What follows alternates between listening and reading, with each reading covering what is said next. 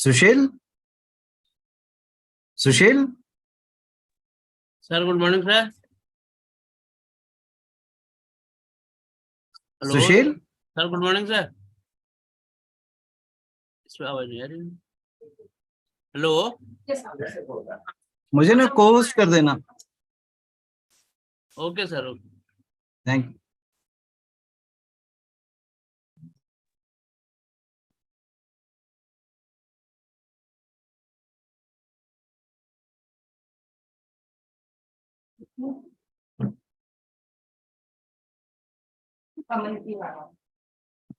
Sir जब वो हो गया तो बता देना है ना, मैं लाइव करवा दूंगा।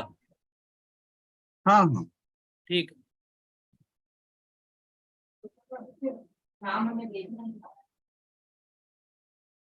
आज शाम तो पूछा था, दूसरे का एमके कहना था डाल देने, मैंने बात तो नहीं करी, मैं डाल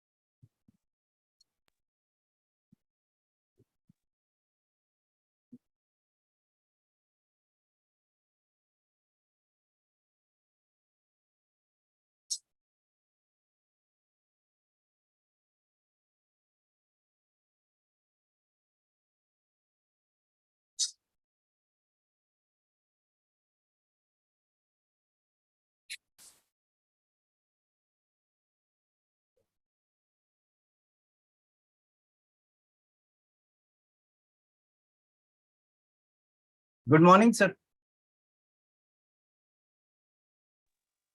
Good morning. Good morning, sir. Dr. Gomber, please आप भी अपने आप को unmute कर हाँ, unmute कर लिया सर. Thank you. लीजिए. Mic भी on, कैमरा भी on कर लीजिएगा तो. Right. Good morning, sir. Good morning, everyone. Everyone, good morning. Good morning, Dr. Sunil. Hello, sir. So comfortable? Shall we start? Mr. Sushil, YouTube link on कर देना. मैं यहीं पे बैठूंगा. हम कर लो ना. हाँ. कर लो, शेयर कर लो कोई को. Live stream on है? मेरा शेयर हो गया ना? Share screen? नहीं सर, वो दोबारा करना पड़ेगा. तो दोबारा करना पड़ेगा. मैं कर लूंगा. Okay sir. एक मिनट. अनम्यूट कर लेता हूँ. म्यूट कर लेता हूँ.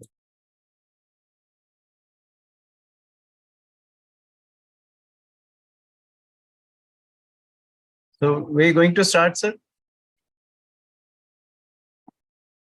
Good morning, respected faculty members, Dr. Jagdish sir, Dr. Gomber sir, Dr. Kamalji, Dr. Sandeep, and dear delegates. Today we're going to have the 5th session on the approach to a case of hemolytic anemia by Dr. Sunil Gomber sir. Sir is currently the in charge of the hemato-oncology division at Babasaheb Ambedkar Medical College.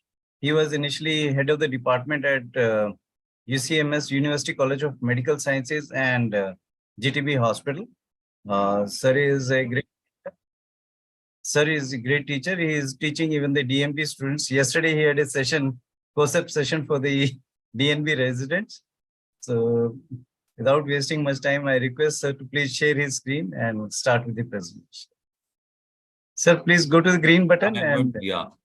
Then I am going the advanced option. Advanced option, then PowerPoint, virtual background. Yeah.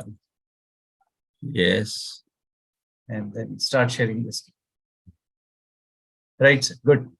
Good morning, Yes. ma'am. Good morning, sir. Good morning, Dr. Jagdish. Today, the lecture given to me has been on approach to hemolytic anemia. The topic itself is pretty long, so I have talked. I have concised it to so that I can finish it off in about an hour time. Now, talking about the आगे चलो यार. How will it go आगे? Right. Now, hemolytic anemia results when the rate of destruction exceeds the capacity of the marrow to produce the red blood cells. Now, the normal, everybody knows that the normal red cell survival time is about 120 days. And there is a premature destruction of the red cells, which may result from the corpuscular causes or extracorpuscular causes, immune or non-immune mechanisms. So I'll give you to the residents the details. What are the corpuscular? Right.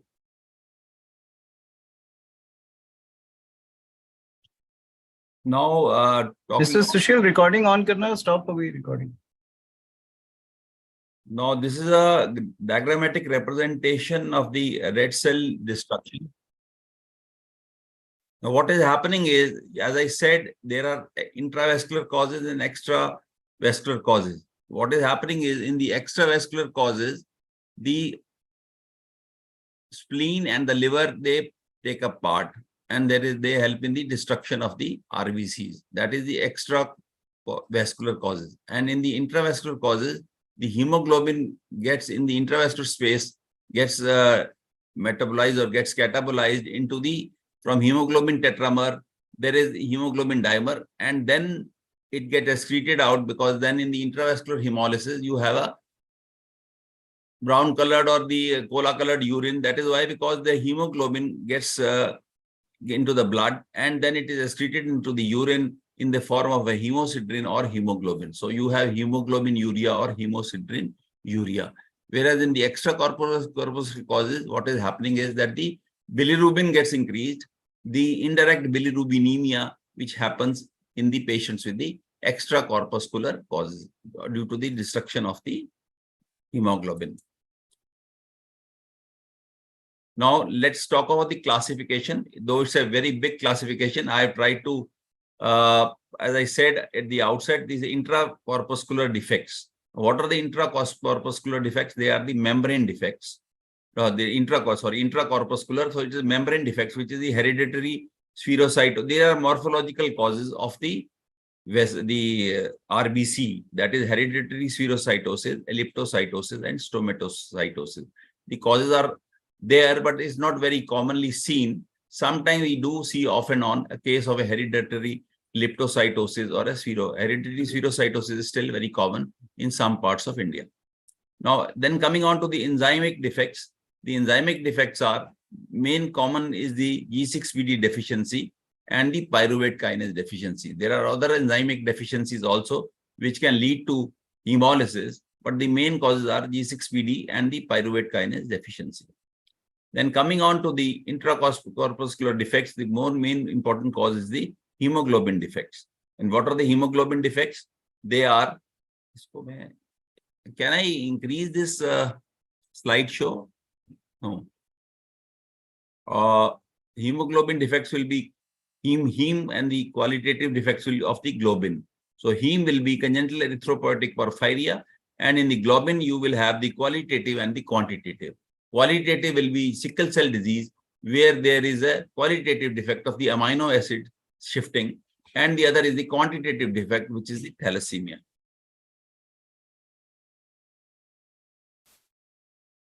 Coming on to the extracorpuscular defects, which is either immune and non-immune. Now, immune causes are isoimmune, that is hemolytic disease of newborns, incompatible blood transfusions. They are all extracorpuscular immune causes. And then you have the idiopathic. Idiopathic will be your autoimmune hemolytic anemia, that is warm antibodies, cold antibodies, or you have Doneth-Landsteiner antibodies. So, and the secondary causes of immune causes of the extracorpuscular main cause would be the infections. So infections will be either because of the CMV, EBV, herpes simplex, or mycoplasma. So basically infections can also lead on to, they are the secondary important causes of the extracorpuscular hemolysis. Now coming on to the drugs which can cause hemolysis, that is the quinine, quinidine, and panacetin. These are the drugs, especially they cause hemolysis in a patient who has got G6PD deficiency. And hematological disorders, even the children with leukemias and lymphomas also can have an evidence of hemolysis, hemolytic anemia. So they will also come under the secondary causes. Now coming on to the non-immune causes, that is idiopathic, secondary to drugs, that is vitamin K, benzene, or infections similar as malaria, which is a non-immune cause, and infectious mononucleosis. So these are the important classification of the. Now coming on to how do you differentiate between an intravascular hemolysis and an extravascular hemolysis. As I started off, extravascular and intravascular. Extravascular, I said, the hemolysis occurs because of the hyperactivity of the liver and the spleen. Now what is happening is the indirect bilirubin is increased in both because of the destruction of the RBC or the hemoglobin. LDH is increased in both. Hepatoglobulin is decreased in both in hemolytic anemias.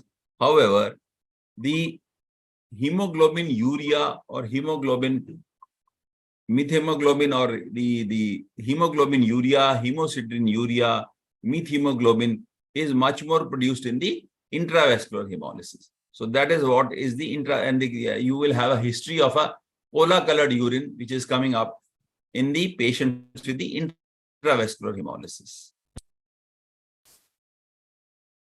It's a busy slide. It is the same slide I have already done, that you have intravascular causes, then you have extravascular causes. So I'll not go into the details, and in the acquired you have the immune and non-immune causes. So the same thing I have put it in a diagrammatic form. So we may not talk about this. This is the same slide, there's just a repetition. Now coming on to the general clinical features of hemolytic anemia. Now it depends on the duration of the process and severity. You see, you can have an acute hemolytic anemia. You can have a chronic hemolytic anemia. So it depends, the features depend on the how long the bleeding has been taking place or hemolysis has been taking place. Thus, chronic congenital hemolytic anemia can be easily distinguished from acute hemolytic anemias on clinical ground. What is happening is, if there is a history of a drug intake, there is sudden onset of appearance of a jaundice, or because of the drug intake, as I said, there is intravascular hemolysis, there is a cola-colored urine, suddenly the child has gone pale. The child was doing well, there is a history of some drugs mainly or in some infections, and suddenly the child getting pale, that is the cause of an acute hemolysis. Whereas the chronic hemolysis, the picture will be different. Let's talk about that. Now, what are the pictures? What is the picture of a chronic congenital hemolytic anemia? What is happening is, it is a severe disease detected shortly after. Let us talk of congenital hemolytic anemia. You have a severe, you can have anemia which could be mild to moderate because of these shortened erythrocytes. The causes of chronic congenital anemia could be hereditary spherocytosis, as I said, one of the common causes. Thalassemia is a very important cause of a chronic hemolytic anemia. So what is happening is, there will be anemia.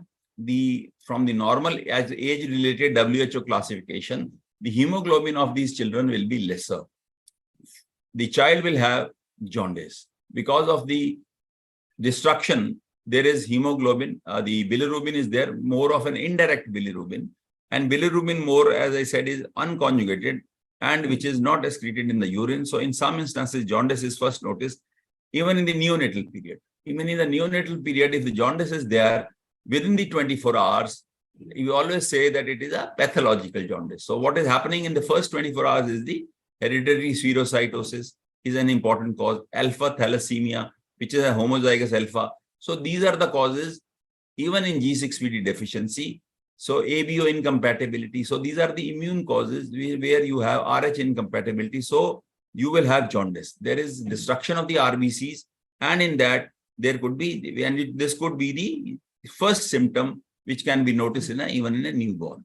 Now, because of the chronic congenital hemolytic anemia, these children have hepatosplenomegaly. Because there is a hemolytic anemia, erythropoiesis has to set in. Erythropoiesis, so there is a secondary erythropoiesis. So in the secondary erythropoiesis, what is happening is, the liver and the spleen typically is enlarged. Whereas I said, in acute hemolytic anemia, if there is a history of infection, there may be splenomegaly, there may not be, because you see, it has not taken so much of time that there is a splenomegaly. So you have anemia, jaundice, splenomegaly. These are the typical clinical features of the chronic congenital hemolytic anemia. Now, what is happening? It can, as I said, of the acute hemolytic anemia, just after transfusion, if there is an incompatibility, patients with G6PD deficiency after some drugs, there could be aching pains in the back. There could be, just give me.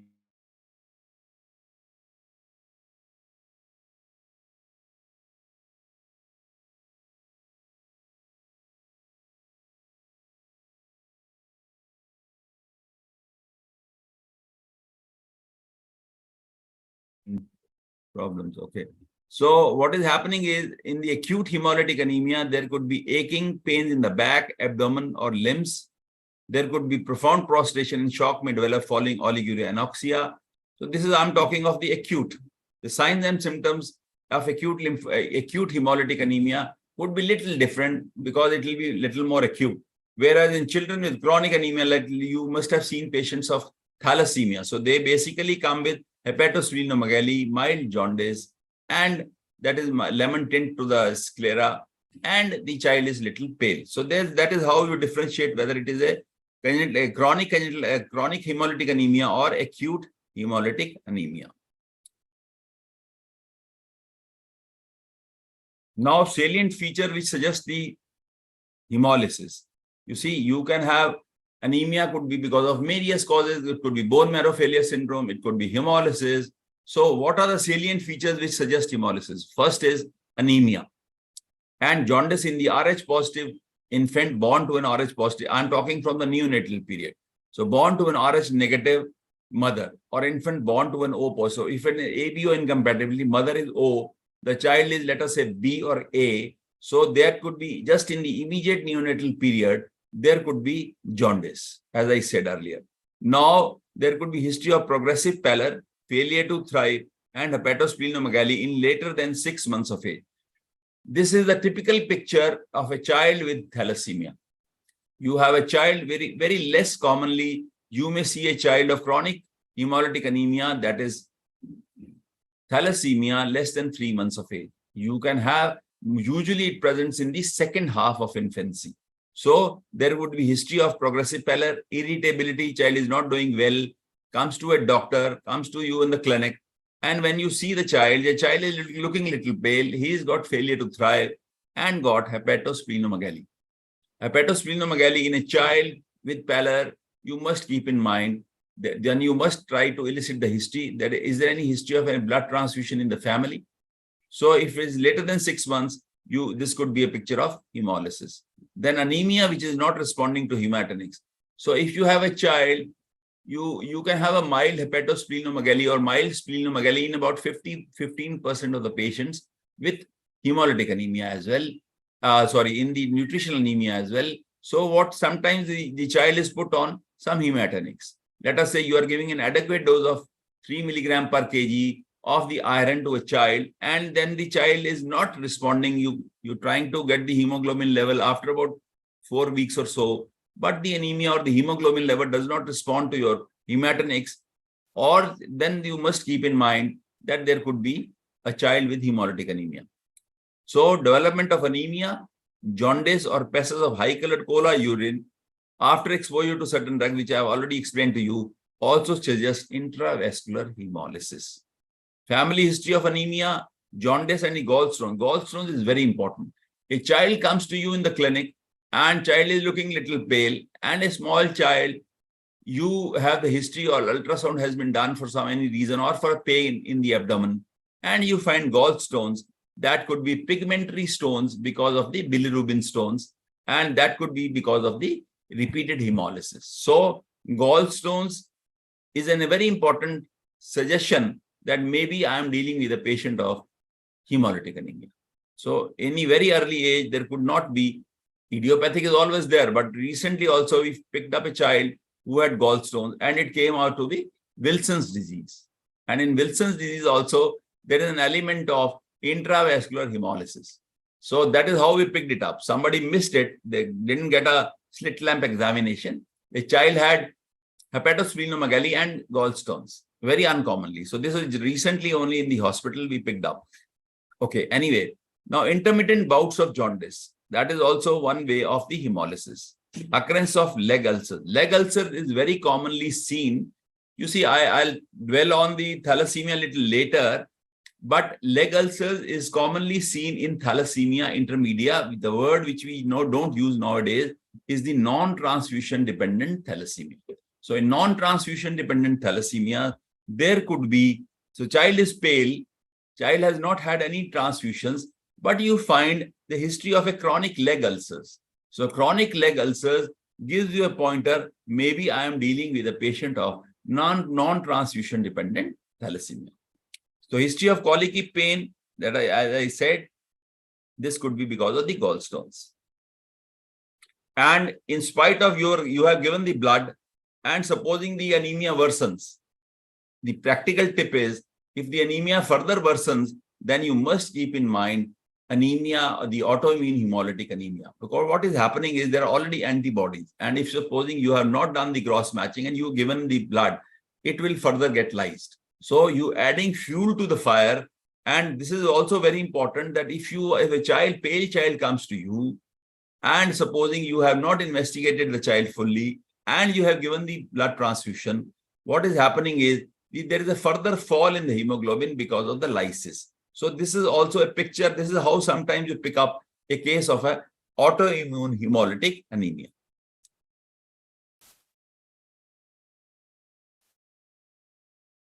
Now, I will now talk about the main important features. I gave you the list of the hemolytic anemia causes, but then they are many. I would like, what I have divided in my lecture is that main clinical features to specific diseases. So I'll first take the topic of hereditary spherocytosis. Now, hereditary spherocytosis as I said, it suggests anemia, jaundice, and splenomegaly. And I told you a jaundice appearing within 24 hours, you go in for a peripheral smear examination. And if you find spherocytes in the blood, you try to keep in mind that it could be a case of jaundice appearing within 24 hours and could be a case of a hereditary spherocytosis. So in newborns, 50% of the cases is hyperbilirubinemia. They may be the cause of hereditary spherocytosis and may require exchange transfusion. Cholelithiasis is very common. The family history of cholelithiasis in the second or third decade is a possible clue, which I have already explained to you in detail. Hemolytic crisis may be precipitated. You see, any hemolytic anemia, there are 3 or 4 types of crisis. One is called hyperhemolytic or hemolytic crisis, aplastic crisis because of some infections, and that could be sequestration crisis. So these are the crises which we at times face in a patient of hemolytic anemia. And this hemolytic crisis the child has got a hemolytic anemia, some infection is occurring, and child suddenly becoming pale. There's a very common history. आपके पास में बच्चा thalassemia के लिए every 3 weekly the child is coming. But what is happening is just the child has had fever, child has had some infection. The hemoglobin might drop a bit faster, and they may come to you for a transfusion much earlier, that is maybe every 2 weekly also, till the infection is there, or the child recently had an infection. So that you have to keep in mind. So this is how hereditary spherocytosis would present. Then what is happening is, this is very important. So anemia, mild to moderate. Then, as I said, you can have aplastic crisis or hyperplastic crisis. Suddenly the child has become pale and hemoglobin has dropped. This is very important, that if you have an MCHC which is raised, an RDW, the normal red cell distribution width is about 11.5 to 14.5. And MCHC, if it is raised, MCV is low. Yes, this child has got, let us say, low MCV means less than 80 femtoliters. MCHC is also increased, let's say more than 30%, and RDW is also increased. So RDW, increased RDW and MCHC makes the likelihood of hereditary spherocytosis very high. What is happening is, if your MCV is low, in a nutritional anemia, what happens is your MCVH and MCHC are also low. I'm talking of the most common iron deficiency anemia. But if your MCHC is high, there is a very likelihood that this could be a patient of. So very simple investigation, peripheral smear examination, and these acquired investigations, if it is increased, as MCHC more than 35.4, combined with an RDW more than 14%, which I said is about 11.5 to 14, has been suggested as a screening test for hereditary spherocytosis. So this is also very important. So a child with reticulocytosis, hemolysis is occurring. The child, what I'm saying is, production of RBCs, production of erythropoiesis is increased. So what is happening is, there is increased reticulocytosis. Increased reticulocytosis is very common in seen. How do you see in the peripheral smear? You don't have a special stain always, Prussian blue stain. So sometimes you have polychromatophilia. So if you have polychromatophilia on the peripheral smear examination, which is a normal smear examination, which you do by the right stain, it is suggestive of reticulocytosis. So you have spherocytes, microspherocytes, polychromasia, and this is what I was telling, that polychromatophils, that is because of the reticulocytosis.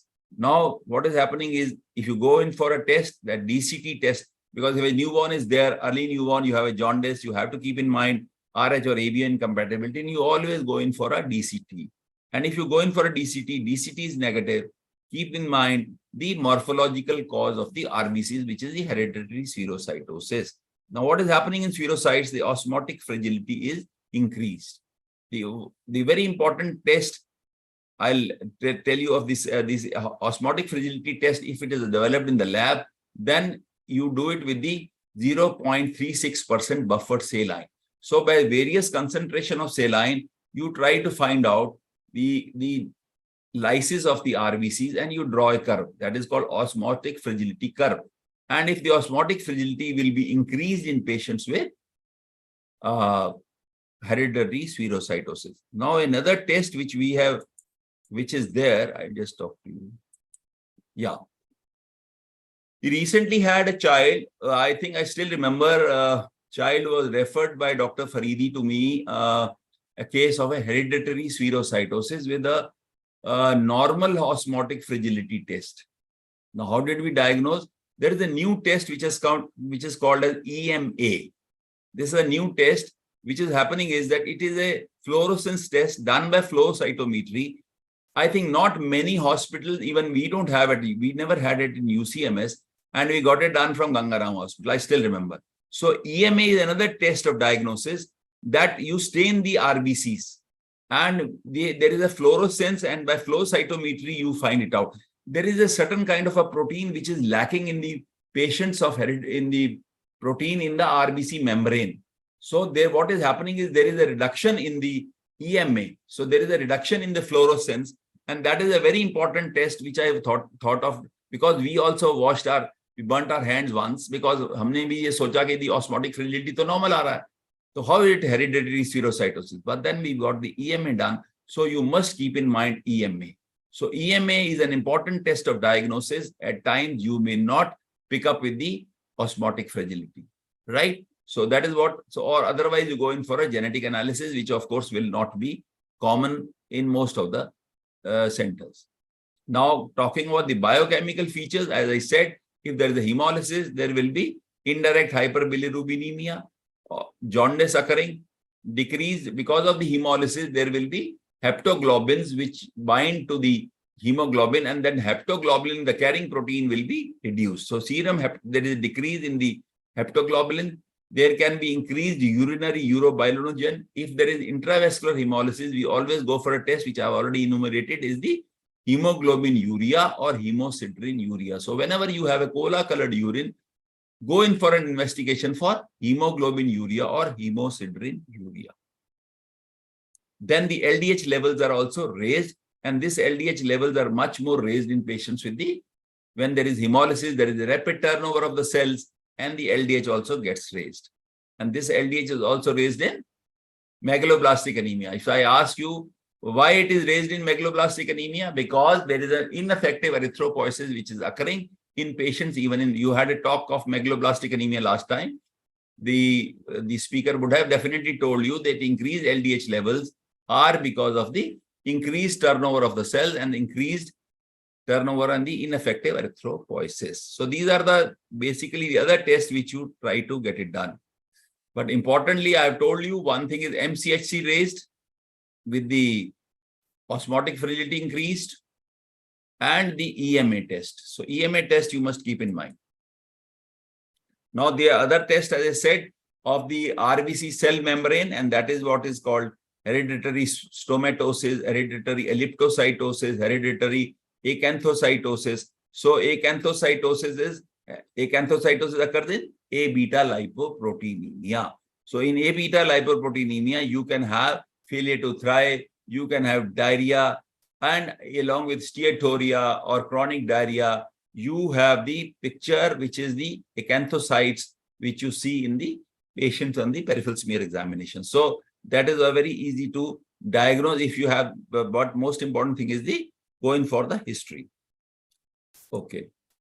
Then I come to the very other important cause of G6PD deficiency, and that is the important cause of hemolysis, that is the G6PD deficiency. So that's the most common metabolic disorder.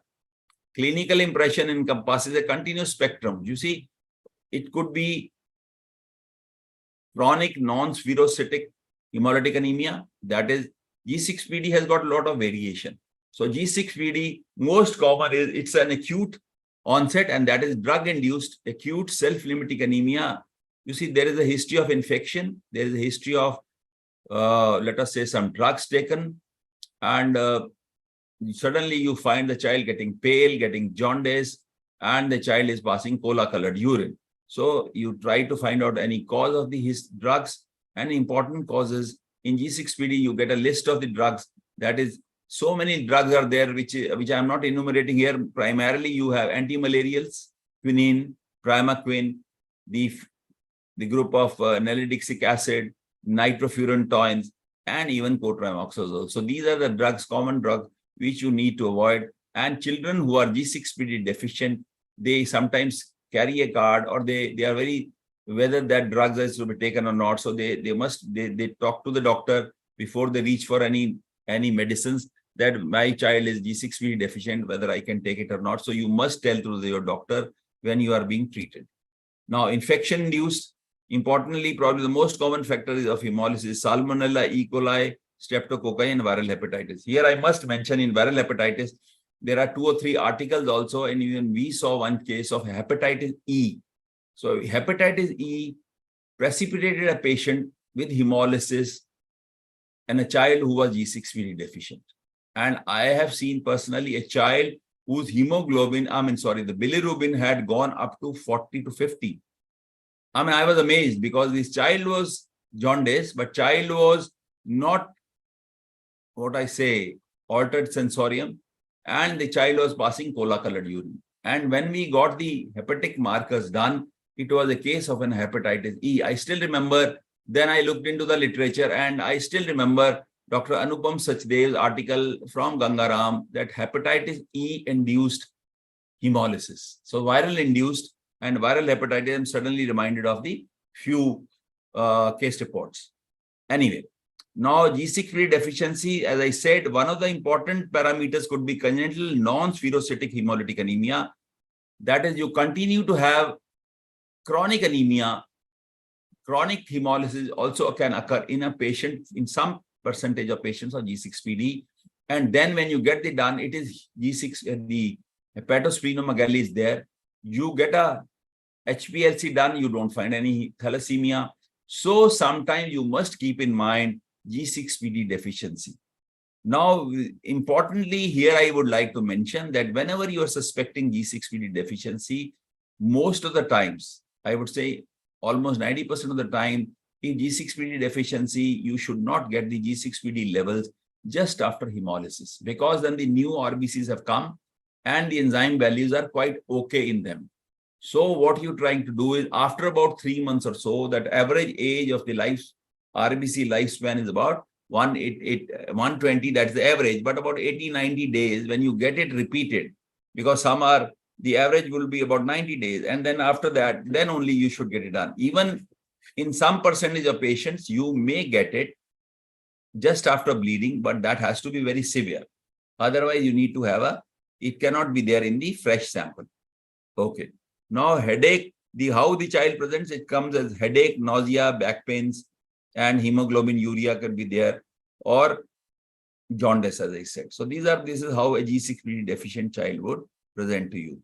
But as I said, it has G6PD's, a lot of variations are there. It could be acute, it could be chronic, it could be, as I said, too much of the bilirubin just after any hepatitis infection also. Now, this is the WHO classification.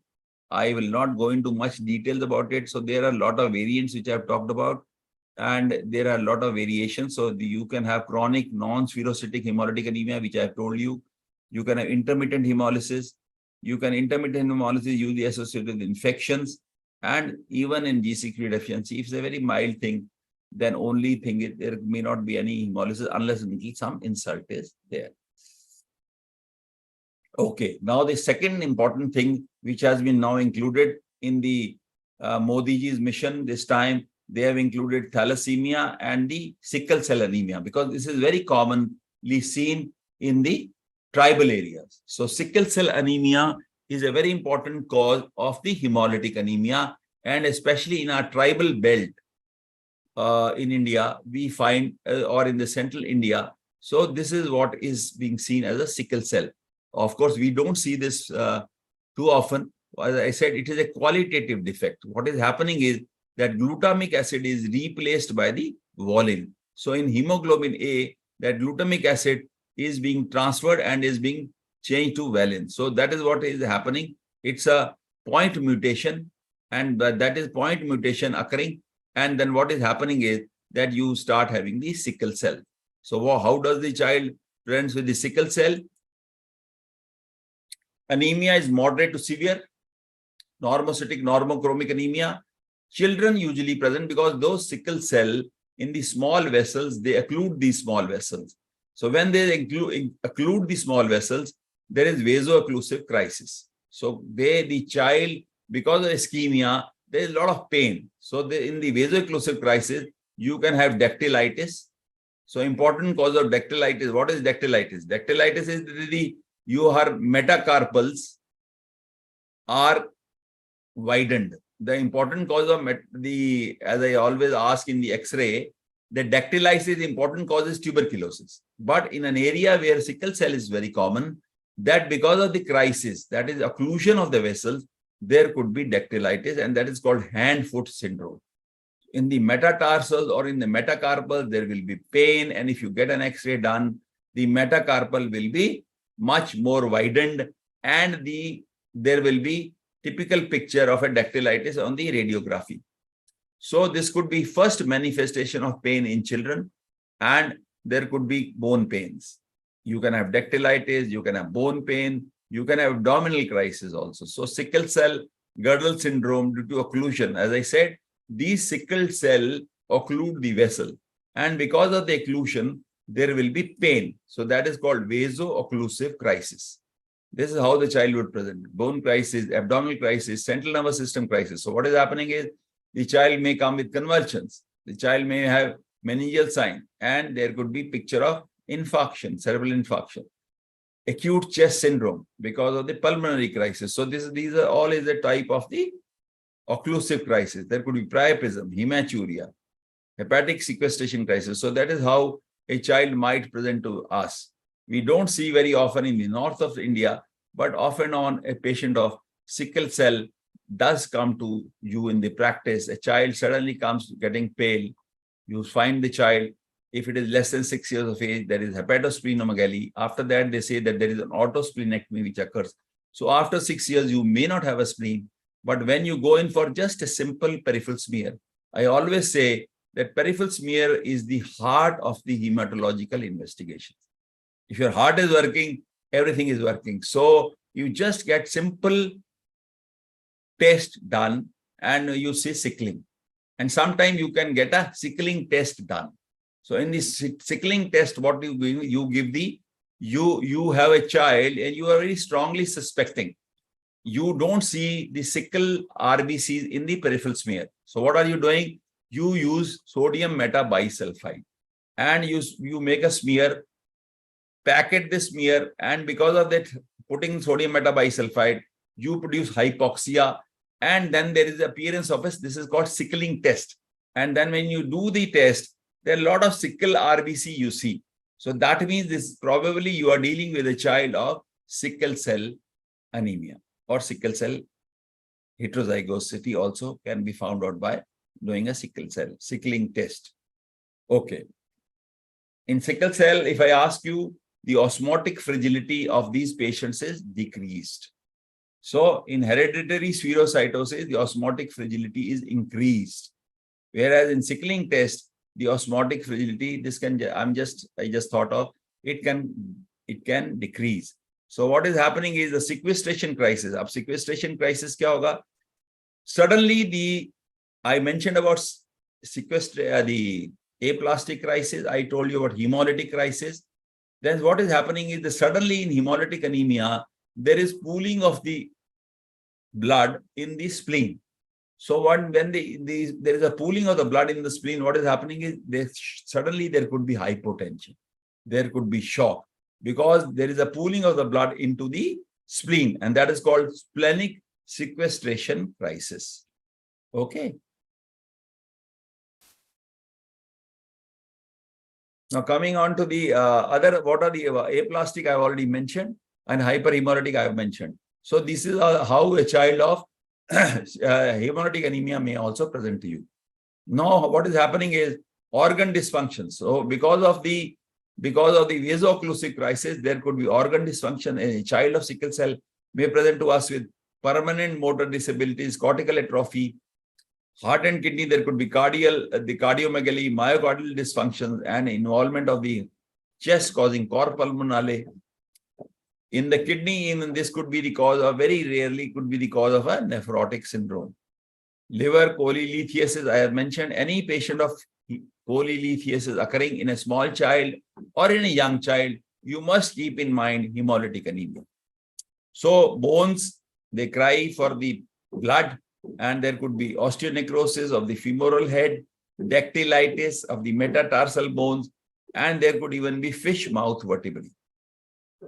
Hair on end appearance usually is seen in any child with chronic hemolytic anemia, and we all know that hair on end appearance is very typically seen in patients with thalassemia. But at times, you can have in any hemolytic anemia where the secondary erythropoiesis is occurring. So bone is making the cells. So when there will be increase in the diploid spaces, and that could cause the hair on end appearance. So that is what is occurring. So you can have leg ulcers, you can have retinopathy, and even the hearing loss because of the vaso-occlusive. So delayed growth and development. And after that, told you that after 5 years or 6 years of age, most children have functional asplenia, which occurs, and there will be autosplenectomy. That is because of the occlusion. There is autosplenectomy, so there may not be any splenomegaly in children more than 5 or 6 years of age. That's what. How much time is left? Shall we be very close? Okay, I'll do a little faster. Management, so prevention of complications, oral penicillin, treatment of specific complication. You have to give transfusions at time. You have to, then there are certain things which call, it is very true in patients with sickling, especially in sickle trait. You have a patient of Thal trait, HBS, with double heterozygotes. At that time, hydroxyurea may also help. So hydroxyurea is an important drug which increases the fetal hemoglobin values. So it can also be used in patients with sickle cell trait. Now, last, of course, the curative will be hematopoietic stem cell transplantation. Okay, we move on. I have few more slides. Now, our topic of thalassemia is one of the important causes of hemolytic anemia. So children of thalassemia, I have already told you, they usually become symptomatic between 3 to 6 months of age, or maybe in the second half of infancy. Classical findings will include typical phases, which we normally don't see nowadays because of the good transfusion services prevalent in most of the hospitals of Delhi. And the doctors have also learned that the pre-transfusion hemoglobin, we are trying to keep it around 9. So the typical phases which we used to see, we used to call it as chick-monk phases. This is the chick-monk phases. So if a chick-monk phases is usually not seen, it is only because of the extramedullary hematopoiesis occurring in any child whose hemoglobin chronically is kept around 5 to 6 gram%. So there would be frontal bossing, depressed nasal bridge, hepatosplenomegaly, bony changes. After about 8 years, there could be fractures. And this is how the classical findings occur in a child who is a little older. Before that, as I said, any child with maybe hepatosplenomegaly, pale, irritable, more than 6 months of age, you must find out a history of family history and then go in for the investigations, which is the HPLC. Now, endocrine dysfunctions, they usually occur after about 8 years of age. So this is if the chronic hemolytic anemia has been persisting because of the iron overload, which is the problem in these patients. The iron gets absorbed onto the various organs, and that causes, if it is in the pancreas, it would cause diabetes mellitus, hypoparathyroidism because of the involvement of the parathyroids, gonadal failure, which is called hypogonadotrophic hypogonadism. So that is what is commonly seen in patients of, so they have hypogonadotrophins. Gonadotrophins are because of the iron in the pituitary fossa, hypothalamus. So what is happening is you have hypogonadotrophic hypogonadism. And then you have hypothyroidism, which is most of the time is the primary hypoparathyroidism, that is hypothyroidism. I have asked number of times my students, they always say, sir, wo pituitary involved hoga. No, it is the iron which is getting absorbed, getting stored into the thyroid. So 85% of the time you have raised TSH levels, and that causes primary hypothyroidism. Congestive heart failure, if it is a chronic failure, child pre-transfusion hemoglobin, we are not trying to keep it around 9, 9.5. And then the children may also get there is also called myocardial cirrhosis. So iron gets stored into the heart as well as into the liver. So if it gets stored into the liver, what is happening is there will be restrictive cardiomyopathy, and that restrictive cardiomyopathy would lead on to congestive heart failure. And there could be some iron into the nodes and causing cardiac arrhythmias, which can be very lethal at times. So that's very important. So these are the clinical features I have explained to you in detail. Well, pathophysiology, thalassemia is mainly alpha or beta. Whatever we say, that means the chain is not being formed. So alpha chain is not there, then it is alpha. More commonly seen in Southeast Asia region or in the Middle East. India, we see very less likely.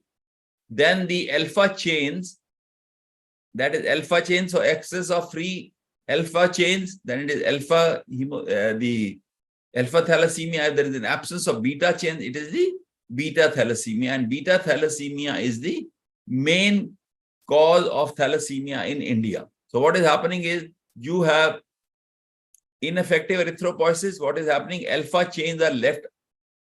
They get precipitated into the RBC. So once they get precipitated into the RBC, there is premature death of the erythroid precursors, leading on to ineffective erythropoiesis, anemia. So that is what is happening even in the alpha thalassemia. So there will be anemia. Anemia will, what is it cause? You are trying to put, even per se, the gut absorption of iron gets increased. That is what happens in the patients of non-transfusion dependent thalassemia. So iron absorption is increased, especially in anti-DT. You are giving blood transfusion, iron loading, iron absorption increasing. So iron getting stored into the liver and the heart, and then the cardiac death can occur if it is uncontrolled. But as I told you at the outset, nowadays we have important chelators available with us and important chelation. So people are very much aware. We have a lot of thalassemia centers in almost every hospital, and availability of packed RBCs is there. So if the packed RBCs are there, we usually now don't see children dying in the first or second decade. The children have got longevity even up to like any normal person. So you can have 40 years, 50 years of a child or adult having thalassemia. So that is what is the pathophysiology. Alpha and beta. So alpha, beta, as I said, if the alpha chain is not there, so one alpha, that's called silent carrier. Alpha trait, when you have two chains are not there, then 3, which is called hemoglobin H disease. So what is happening in hemoglobin H disease? These traits or carriers, they usually are asymptomatic, or mild anemia may be there. So it's very difficult. Otherwise, in hemoglobin H, you will have the similar picture like thalassemia, beta thalassemia, that you have significant anemia, microcytic hypochromic anemia, hepatosplenomegaly. And this is usually anemia which is there, and death occurs when all the 4, you see, hemoglobin is a tetramer. So all the globin chains, alpha chains are not there. So there is absence of all the alpha chains. So that is present in the early life, in the fetal life, and then maybe the child dies in utero. And that's called hydrops fetalis, which usually occurs when there is absence of all the 4 alpha chains. What is this?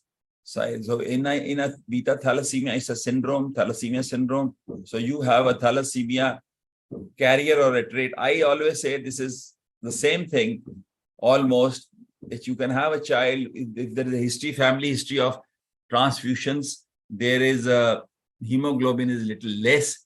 Then in these children, sometimes if you get the, what best test you get it done is the hemoglobin A2 values. And hemoglobin A2 values usually is the cutoff is about 3.5%. But if it is more than 3.5%, you say thal trait. But sometimes you don't find that hemoglobin A2 is also not raised.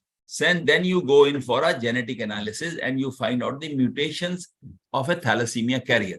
And that is called silent carrier. So you have a heterozygous state. Both of these are heterozygous states. whereas you can have a mild anemia, and this could be asymptomatic. Only thing is mild anemia, but symptoms are not there, even in a patient with thal trait. The other thing is non-transfusion dependent thalassemia. I've already told you this non-transfusion dependent thalassemia is thal intermedia. And usually the children, you see, now the important thing I must mention here, because I find all these participants should understand, even I also had during my post-graduation that myth in my mind, that if the hemoglobin F value is, let us say, 30 to 50%, if the hemoglobin F is 30 to 50%, instead of 80%, let's say it's a 2-year-old child or a 1-year-old child comes to us and you get a hemoglobin F, and hemoglobin F uska aa raha hai 50 to 70%. We always used to say, yaar, ye to intermedia hoga. No, it's not intermediate. Intermedia is only diagnosed by phenotypical. It's not by the genotypical. So the phenotypically, if the child has come to you, child has never had any transfusions, you find the paleness is occurring, and more than 2 years of age, the child started having once or twice the child had transfusions. And as I said, only during stress or during infection, there is a need of a blood transfusion. That is what we say non-transfusion dependent thalassemia. And the earlier term used to be thal intermedia. So thal intermedia, genetically, you can have a lot of things, like you can have alpha delta. You can have, because these double heterozygotes may sometimes behave as thal intermedia. Supposing you have alpha thalassemia also. What is happening in beta thalassemia? I told you, that alpha chains, they are not being combined with the beta chains. So what is happening is alpha chains are left alone. So they precipitate into the RBC. Once they precipitate into the RBC, what is happening?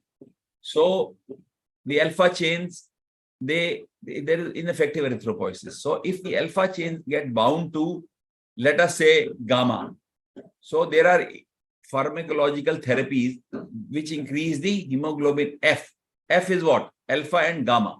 So alpha gamma, so if you increase by giving some drug like hydroxyurea, and now a newer drug which is there is the thalidomide. I'll talk about, one slide is there, and Dr. Jagdish Chandra has also done a lot of work on thalidomide. So thalidomide is another drug which has come. I'll just talk about it. So this is non-transfusion dependent and transfusion dependent. Okay, now I move forward. I'm worried that I have only a few minutes left and I have few slides. Sir, you can continue, no problem, sir. मैं बोलता जाऊंगा तो बोलता ही जाऊंगा. 5 to 7 minutes more. Okay. Transfusion therapy. So whom to transfuse?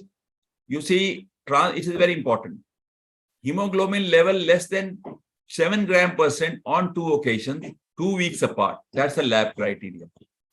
If you have a confirmed diagnosis and hemoglobin is not dropping less than 7, that is what is non-transfusion dependent.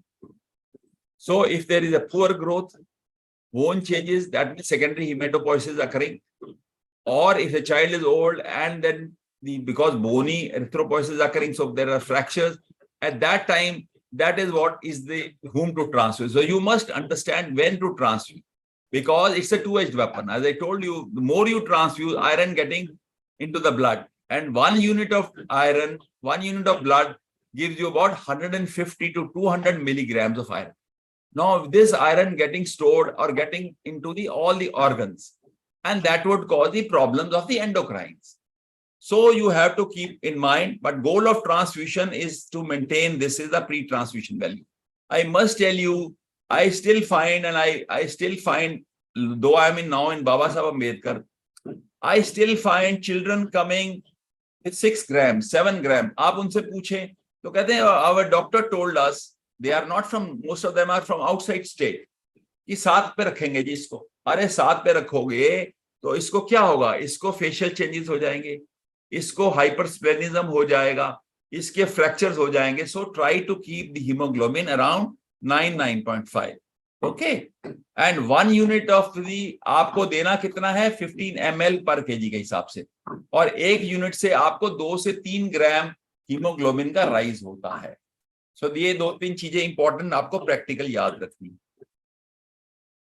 Okay, So what is the objective now? The question is of the chelation आ गया. Chelation में आपको 3 दवाइयां हैं, आपको बस पता होना चाहिए. So it's a certificate course. I think we can dwell little more into it. So we call it as hexadentate and bidentate. First drug is the desferrioxamine. Then you have an hexadentate which is called as the deferriprone, and then the deferrasirox. These are the 3 chelators which are there. What do? They bind and detoxify free iron. So it is non-transferrin bound extracellular iron. So that is the labile iron, which is much more killing. So it will definitely chelate that.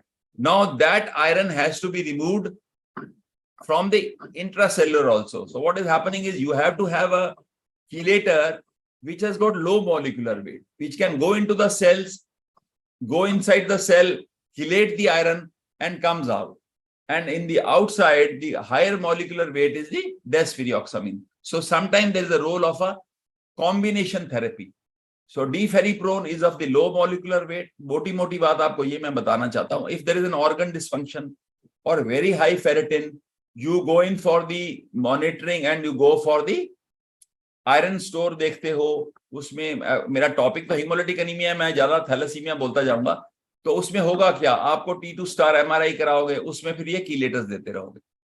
सो उसमें आपने previous iron loading करना है, reverse करना है, तो आपको ये 3 दवाइयां देनी है. फेरेटिन लेवल को आपने 100,000 के आसपास रखना है, नैनोग्राम्स. ठीक है. Now let's go ahead. ये 3 दवाइयां मैंने आपको बता दी हैं. इसमें थोड़ा सा बिजी स्लाइड है. I can just talk to you. desferrioxamine है, इसका शॉर्ट लाइफ बहुत, हाफ लाइफ बहुत कम है. क्या होता है, ये इंजेक्टेबल दिया जाता है. इंजेक्टेबल में मेनली सबक्यूटेनियस दिया जाता है over a period through a pump. मोटी बात ये है. डीफेरिप्रोन, इसकी लो मॉलिक्यूलर वेट है, it can enter into the cell, और ये डीफेरिप्रोन का दिया जाता है when you have. And logistically speaking everybody would like, there is a problem specially during adolescence की ओरल खाना चाहते हैं. तो ओरल खाने के लिए अगर आप इसके WBCs कराते हो, there is no agranulocytosis, there is no neutropenia, then L1 or what we call it deferriprone or Kelfer is a very good drug. The third drug is the deferrasirox, and deferrasirox once a day लेनी पड़ती है. deferriprone आपको 2-3 बार लेनी पड़ती है. I think I'll not talk. क्यों भी अजय, ठीक है ना, और ज्यादा तो नहीं बोलूं ना. Okay. Hydroxyurea is another drug which is very good for non-transfusion dependent thalassemia. आप ये क्या करता है, ये मैंने आपको बताया कि ये फीटल हीमोग्लोबिन को बढ़ाएगा. जब फीटल हीमोग्लोबिन को बढ़ाएगा, क्या करेगा, तो आपका गामा चेन्स बढ़ेंगे. गामा चेन्स बढ़ेंगे तो अल्फा से जो प्रेसिपिटेट होती है, अल्फा गामा मिक्स हो जाएगा, तो आपका फीटल हीमोग्लोबिन बढ़ जाएगा. So this is increases fetal haemoglobin and gamma globin production बनेगा, अल्फा से यूज हो जाएगा. Is use in sickle cell disease, I have already told you, and beta thal intermedia. There is a mild increase होता है. और ये भी देखा गया है कि ट्रांसफ्यूशन की जो रेट है, जो बाद में 3 वीकली हो जाता है, it reduces, and maybe the children moderate thalassaemia it further gets reduced, and काफी रिड्यूस होके कई बार 2-2, 3-3 महीने में आपको दवाई देनी पड़ती है. So hydroxyurea is one drug. और आगे चलो. Bone marrow transplantation is a separate topic in itself. I am not going to talk about then, but you can say, हम नाम बोन मैरो देते हैं. आजकल क्या हो गया है कि it is called peripheral blood stem cell transplantation. आपने स्टेम सेल्स निकालने हैं कहीं से भी. स्टेम सेल आप बोन मैरो से निकालते हो. स्टेम सेल आप अगर ग्रोथ फैक्टर्स दे देते हो और आप ब्लड में से निकाल लेते हो, that is also called peripheral blood stem cell transplantation. So आपने ग्रोथ फैक्टर्स लिए, स्टेम सेल्स आ गए, स्टेम सेल्स को आपने इकट्ठा किया, आपने मशीन में डाला, आपने एक डोज बनाई. वो डोज बनाने के बाद एज एन IV आपने उसको आफ्टर HLA मैचिंग उसको स्टेम सेल्स दे दी. So that is all, but नाम अभी भी चल रहा है bone marrow transplantation. So that is what. Okay, so this is what is this stem cell transplant. Stem cell और कहां से मिलते हैं, ये आपको वहां से भी मिल जाते हैं, जो कि आप थोड़ा सा कम कॉमन हो गया, umbilical cord blood stem cells. So you can have umbilical cord blood stem cell, you can have peripheral blood stem cells, by giving growth factors you can have grow per se the bone marrow, आपको multiple puncture करते रहो donor में और निकालते रहिए, और आप उसमें से स्टेम सेल्स के लिए मार्कर्स होते हैं, जैसे CD34 is a marker for a stem cell. So आप एक पूरी डोज बनाते हो, डोज बनाने के बाद में आप इसको IV दे देते हो। मैं बोलता रहूंगा डॉक्टर अजय, इसलिए रोक लेता हूँ। Sir. Then, Sir, should we discuss the questions now if there is no? हाँ, अगर डिस्कस कर लो वो ज्यादा अच्छा है। लास्ट सवाल ये बोल देता हूँ, thalidomide is a new drug which our हमारे दोस्त यार बहुत यूज कर रहे हैं प्रैक्टिस में, and it's a very good drug and it's an angiogenetic drug. Lot of work has been done by doctor Jagdish Chandra, उनका एक बहुत अच्छा आर्टिकल है इंडियन पीडियाट्रिक्स में, and what is done is it is globin chain expression बढ़ाती है, और recent study has shown major response कि काफी बढ़ जाता है, और आपको थेरेपी जो बार बार देनी पड़ती थी, इसमें लिखा है इन 50%, 71% इन 1 month एंड 3 months थेरेपी बहुत डिले हो जाती है ब्लड ट्रांसफ्यूजन। सो डोज हम स्टार्ट करते हैं 50 से 100, 150। सो थैलिडोमाइड के बारे में जरूर पता होना चाहिए कि thalidomide is an antigenesis and it is very good during beta thal major के केसेस में। Okay, even people have started using in patients with hypersplenism. Okay, और देख लो यार, extra haemolytic disease of newborn, इसमें 2-3 तरह का होता है, एक होता है क्लासिकल, एक होता है आपका haemorrhagic disease of infancy. So I will not go into those detail, but ये माइल्ड डिजीज है, मॉडरेट डिजीज है, और आपके पास में तो ये इनिशियली यूजुअली प्रेजेंट करता है, बच्चा अच्छा है, आपके पास में आपने PTT के कराया, वो बच्चे के जो है दोनों डिरेंज हैं, but thrombocyte count is normal. So that is the lead you keep in mind। if big good child third fifth day पे बच्चा न्यूबॉर्न आता है, ब्लीड कर रहा है, बच्चा is not looking sepsis, you get the coagulogram done and PTT उसके बड़े हुए हैं, थ्रोम्बोसाइट उसका ठीक है, तो keep in mind hemolytic disease of newborn। I think मेरा ख्याल वो वायरल ब्लड ग्रुप इनकम्पैटिबिलिटी के बारे में 2 वर्ड्स बोलूंगा कि आजकल जहां पे भी हिमोलिटिक एनीमिया हो रहा है, थैलेसीमिया हो रहा है, एक्सटेंडेड फिनोटाइपिंग करते हैं। बस इतनी बात कर देता हूं, जिसमें डेल, कफी के ये सारे एंटीबॉडीज और टेस्ट किए जाते हैं। चलिए आगे चलिए। ऑटोइम्यून हिमोलिटिक एनीमिया 2 चीजें हैं, warm antibody, cold antibody. Warm antibodies जो होता है मेनली उसी में ही काम करता है जो स्टीरॉइड्स दिए जाते हैं। बच्चा आता है आपके पास, मैंने शुरू में बताया, बच्चा बहुत पेल है, बच्चे को कोई इन्फेक्शन हो गई, you may get any infection, viral infection, और बच्चे को सडनली वो पेल हो गया, तो you get a DCT done, you get a smear done. Peripheral smear में आपको लगता है कि न्यूअर सेल्स आ रहे हैं, कुछ ऐसा कुछ नहीं मिल रहा, तो आपने सडनली देखा, तो उसमें आपने use most of the time, not always, but DCT will be positive which is polyclonal, तो कई बार आपको मोनोक्लोनल पे जाना। तो ऑटोइम्यून हिमोलिटिक एनीमिया में आपके पास में वार्म एंटीबॉडीज में आपको स्टीरॉइड्स देने पड़ते हैं, और try to use the blood only when it is required, यानी कि ब्लड दे दो, because blood as you are adding fuel to the fire, उसको बहुत ज्यादा टेस्ट करना पड़ेगा, ब्लड बैंक में क्रॉस चेक करके वो वाला आपको ब्लड देना पड़ेगा, जिससे कम से कम which is best matched. So that is what cold antibodies जो ठंड में ज्यादा होता है, and frequently results in its a self limiting episodes of haemolysis, and इसमें हमें कोई जरूरत नहीं होती किसी भी स्टीरॉइड देने की। That's all I suppose। मेरे स्लाइड शायद खत्म हो गई, और अब हम सवाल लेते हैं, वो ज्यादा बेटर है। सवाल कहाँ पड़े हैं? चैट्स में जाएं? Yes, sir, I'll be asking the questions. Thank you, sir, question and for answer. a wonderful. Sir, please stop sharing the screen अच्छा स्टॉप शेयरिंग, इसमें कहाँ जाना है यार? from the top, sir. Top पे है, sir. Top पे. Top पे क्या है? सर ग्रीन जो लाइन है उसके साइड में लिखा होगा स्टॉप शेयरिंग। सर जो ऊपर एक टॉप पे ना ग्रीन लाइन आ रही होगी। हाँ, sorry, okay, right, stop sharing. Okay, thank you sir, thank you for a wonderful presentation sir. पता नहीं पसंद आया नहीं आया, मैं तो बोलता ही आ रहा था। नहीं सर, बहुत बढ़िया सर। एक बीच में एक पेशेंट था आपके पास जिसका osmotic fragility test was normal. हाँ, ये बहुत इंपॉर्टेंट है यार, ये अभी मैंने आपको बोला कि ये मेरे साथ 2 बार हो चुका है। I must tell my colleagues कि ना ऑस्मोटिक फ्रेजिलिटी एक तो ढंग से कहीं होता नहीं है, it's a very good question. और ये EMA जो टेस्ट है कहीं जगह पे हो नहीं रहा। मेरे को ये चाहिए कि आप EMA टेस्ट को कुछ और थोड़ा सा और इसको पॉपुलराइज करें, this is a flow cytometric test. और ये जो हेरिडिटरी स्फीरोसाइटोसिस में कुछ प्लाज्मा प्रोटीन्स होती हैं उसके सेल सरफेस पे, उससे क्या होता है कि जब आप वो डालते हो डाई को ईओसिन वाली, तो उससे होता क्या है कि उसकी फ्लोरोसेंस कुछ कम हो जाती है, जो अगर हेरिडिटरी स्फीरोसाइटोसिस है तो बाय फ्लो साइटोमेट्री हम ये पूछते हैं उनसे, तो ये कई बार ऐसा आता है। तो मेरा ख्याल ये चीजें जरूर करनी चाहिए। So if the osmotic fragility test was normal, why Yeah. it was still suspected hereditary spherocytosis? Go for EMA.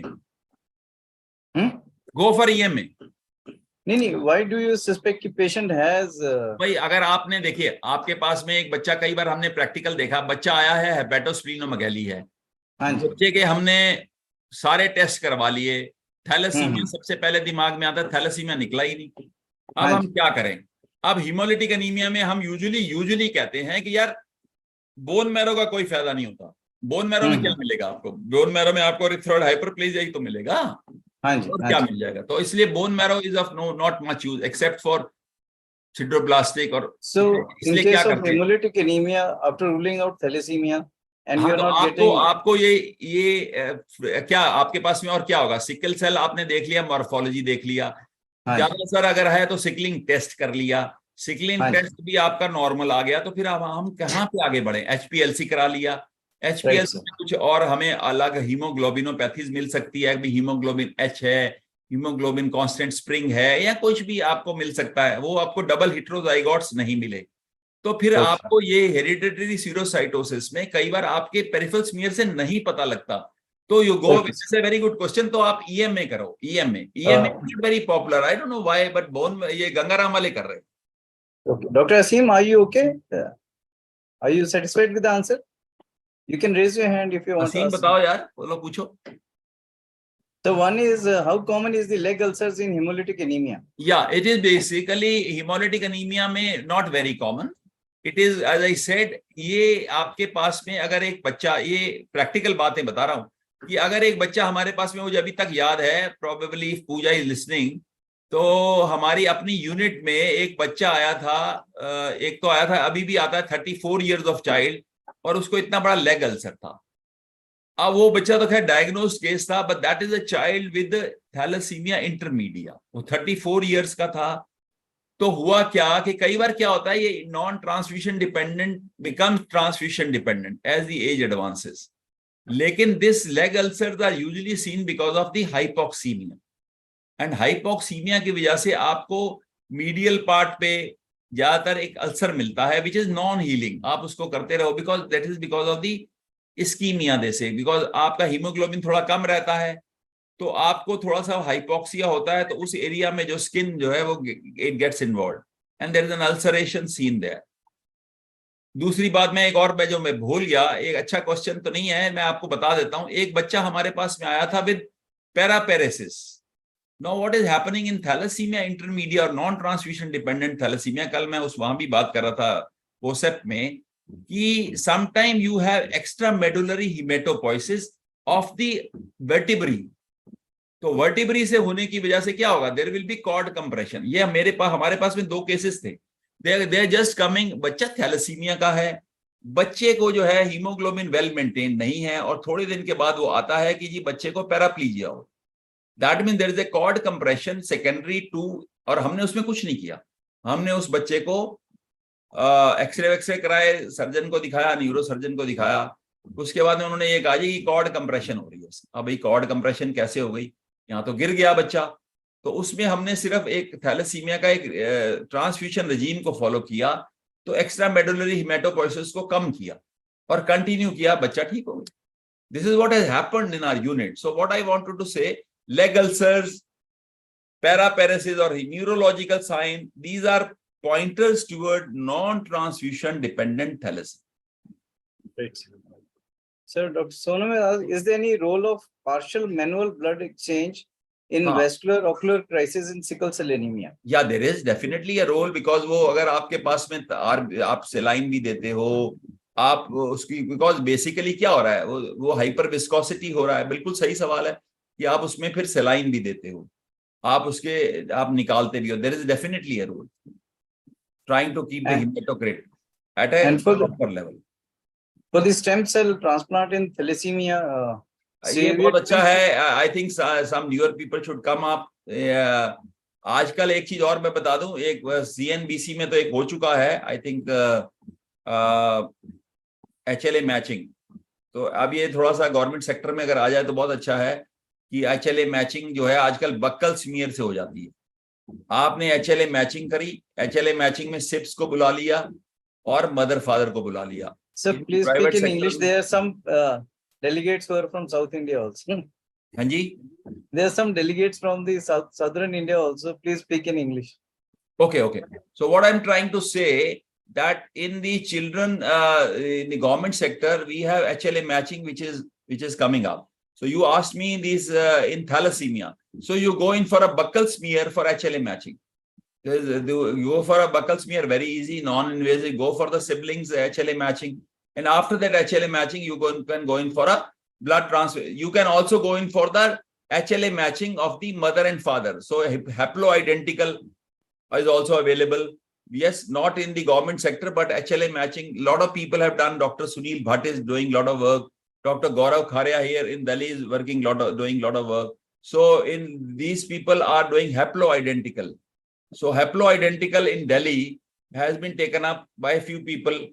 Even in Rajiv Gandhi Cancer mein, Dr. Payal Malhotra is there. Dr. Gauri Kapoor ke under the leadership of Gauri Kapoor, they have started. Dr. Bhurani is doing, Dinesh Bhurani. So there are centers where they are doing haplo, or they are doing haplo is afterward, but first is HLA match with the sibling. So sibling match donor ke saath mein, it has already been started in a few centers, and in government sector, at least we are also trying to get one HLA camp in Baba Saheb Ambedkar, and maybe shortly in UCMS. So these things can be done, and once the matching is there, the Coal India giving you 10 lakhs free. So if you have somebody, so it's a win-win situation. You can send it to these centers, and the government centers.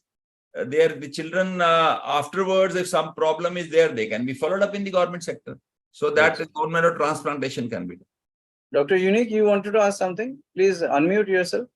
Dr. Unique. सब bore होके चले गए. नहीं sir. Dr. Anand, you wanted to ask something?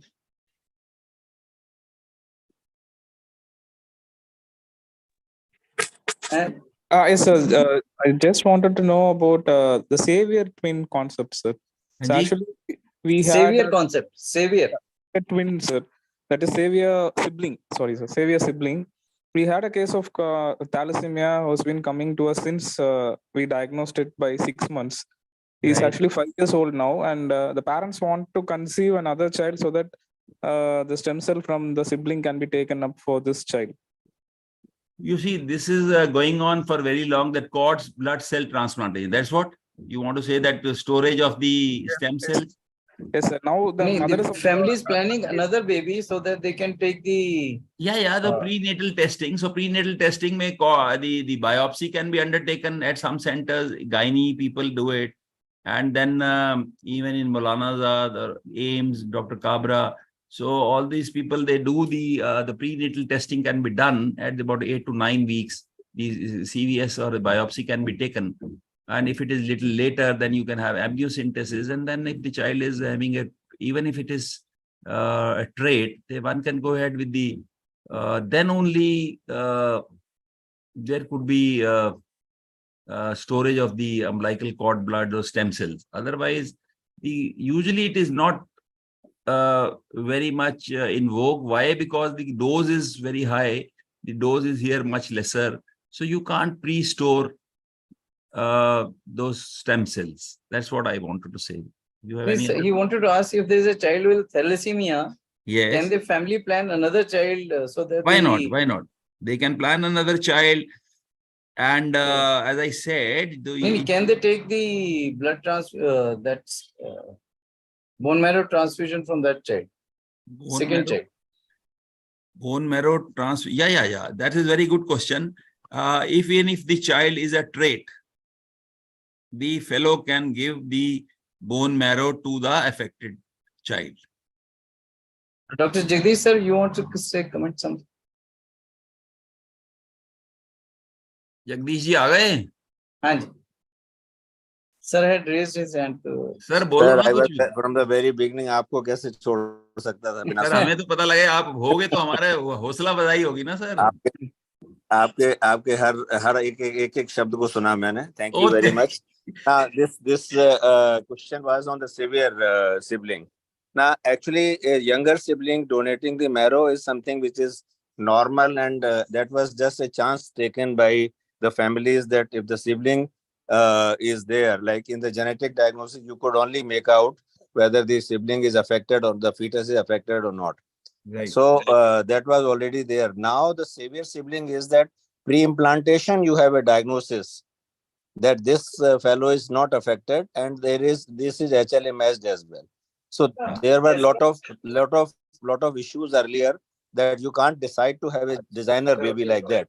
But nowadays this concept is spreading that Yeah. one can have this pre-implantation diagnosis as well as HLA matching as well, so that this person who is this fetus when is delivered and is of the age when bone marrow could be taken, so he can serve as a bone marrow donor for the elder sibling. So this is different from having a child and just taking a chance that the child coming up would be a potential donor for the older sibling. So this is kind of pre-implantation genetic diagnosis is made before this is taken. That is, yeah. Doctor Jagdish Chandra, हमारा कोई lecture ठीक लगा आपको?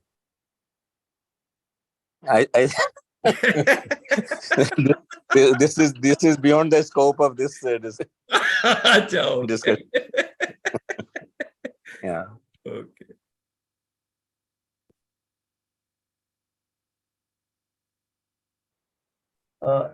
Sir, there is a question by Dr. Please explain the difference between intermediate and TDT. TDT is a thalassemia major. That is transfusion dependent, and non-transfusion dependent is intermediate. Right, sir. So when to start chelating agent and after how many transfusions? Yeah, once the usually TIF की जो guidelines है उसमें लिखा हुआ है after about 20 transfusions शुरू कर सकते हो, but then if you have the ferritin value and if it is more than 1000, then one can start with the chelation. So in autoimmune hemolytic anemia, how much hemoglobin should be there to transfuse blood, to start blood transfusion? बच्चे को failure ना हो, 5 से नीचे अगर हो रहा है, there is a much more chance of child going in for failure. So if the child is very well compensated and you have started using, it's a warm antibody, I mean, you feel that it is IgG आपने करा लिया, it's a IgG mediated. So you can wait, but if the child is going in for failure, let us say, or being decompensated, the child is under your watch, then the blood has to be given. Then the blood has to be matched and then given. So should hydroxyurea be started in all cases of beta thalassemia trait? Beta thalassemia trait? Yes, sir. Not in trait. There is no role for hydroxyurea in traits. Because trait is not a disease. So trait is just a hemoglobin which is less than the normal value. That's 1 to 2 gram lesser. But yes, in intermedia, if it's a double heterozygotes or intermedia, then there could be a fair try of hydroxyurea. And nowadays, as Dr. Jagdish Chandra has done a lot of work, so it could be even thalidomide. And how frequently moya disease in thalassemia? Moya disease, thalassemia के साथ तो यार मुझे कोई relation नहीं, मेरे को नहीं. We will be discussing it further. And crizanlizumab and voxylator used in sickle cell anemia. Is it available in India? Sorry? Sir, monoclonal antibodies, are they available for sickle cell treatment in India? नहीं, मुझे नहीं है पता भैया. And Dr. Unique, you wanted to ask something? Please unmute yourself. Dr. Anand, you want to ask something? Please unmute. No, sir. Thank you, sir. Thanks a lot. Okay. Dr. Unique? Sir, there is a question by Dr. Sakshi. We had an adolescent female who presented with history of fever, had hemoglobin of 3 to 4 gram per deciliter, and CHF on presentation. Workup done was suggestive of hemolytic picture. MCV was high, retic count depressed, and there was a low B12 and patient was DCT positive. एक minute दोबारा बोलो इसका MC क्या बोला MCV लो था Retic count depressed. MCV was high, retic count depressed था sir. MCV high था तो एमसीवी हाई कैसे हो गया यार इसको हेमोलिटिक एनीमिया वाले में With low B12 and DCT हाँ positive. तो फिर वो तो B12 मेगलोब्लास्टिक एनीमिया था क्या So maybe we can have all the detailed reports and then we'll answer. Yeah. You can share the reports with me and Yes, we'll sir. answer. Okay. Role of direct and indirect Coombs test in hemolytic anemia. Yeah, very important. भाई देखो दो चीजें हैं. If the antibodies are in the plasma, then it is the indirect Coombs test which is positive. When the antibodies are directly on the cell surface, then it is a direct Coombs test. तो direct Coombs test का ही ज्यादा फायदा होता है कि अगर antibodies आपके पास में आरबीसी में लगी हुई हैं तो लाइसिस होगा तो उसके लिए फिर हम डायरेक्ट Coombs टेस्ट कराते हैं यही मुझे पता है Okay, sir. Role of immunoglobulins in AIHA. Very much there अगर एक बच्चे को आपने स्टीरॉइड्स दिया और the child is still not improving and the haemoglobin is not coming up the normoblastaemia is not occurring so in the peripheral sphere. So you try going ahead. And we have used immunoglobulins. Immunoglobulins, some people in the practice, they don't use steroids. Sometimes they just straightway go for immunoglobulins. Very good. So they can, the FC receptors, they bind with the FC receptors of the antibodies. So immunoglobulins is another drug. And sometimes you may have to use rituximab also. We have had few patients in which they did not improve with their immunoglobulin as well. So we had to use rituximab. So monoclonal antibodies in hemolytic anemia, especially in autoimmune hemolytic anemia, we have used in few patients this rituximab. How common is hereditary spherocytosis is in India? Well, I have not seen many cases, only once or twice. I will say सारे देख के 5-10 बच्चे देखे होंगे. Okay, sir. What are the results of, we'll discuss this later. Say if a baby is diagnosed with G6PD deficiency at birth, do we need to repeat the test after 3 months? Or can we just label him as G6PD deficient at birth? Okay, very good. अभी मैं आपको एक example देता हूँ. When I joined this hospital, there was a child who, I'm just giving you an example, mefenamic acid. And following mefenamic acid, this was a child with G6PD deficient. तो मैंने उनको बोला यार G6PD अभी करा लेते हैं. तो everybody had that question in mind कि सर G6PD अभी क्यों करा रहे हो? वो तो हम 3 महीने के बाद ही कराएंगे. Now the question is that if the G6PD is very highly deficient, you may get the deficiency, and this is on record that the child was G6PD deficient even after hemolysis. But that's not the message we should give.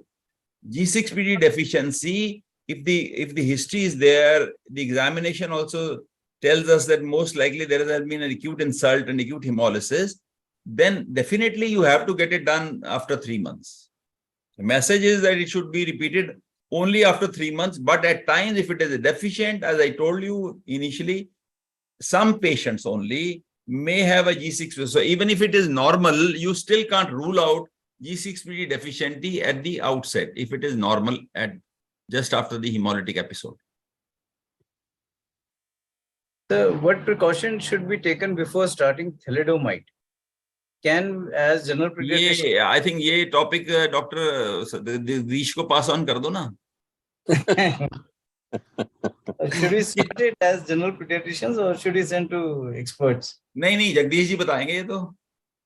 See, actually, thalidomide has to be started under strict supervision. That is number one. Number two, as of now, the recent guidelines which were just released a month back, we have given a very guarded recommendation on this, that it is not the drug to be started as soon as you diagnose thalassemia, you start thalidomide. No, it is not like that.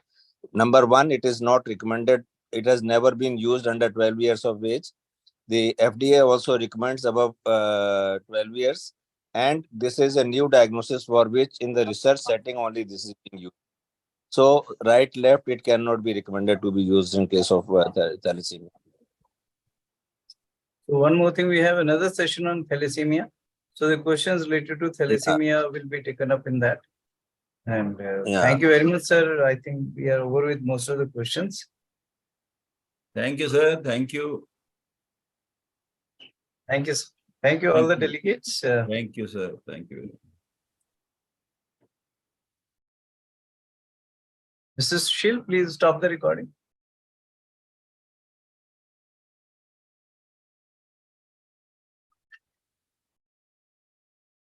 Close the session. Thank you.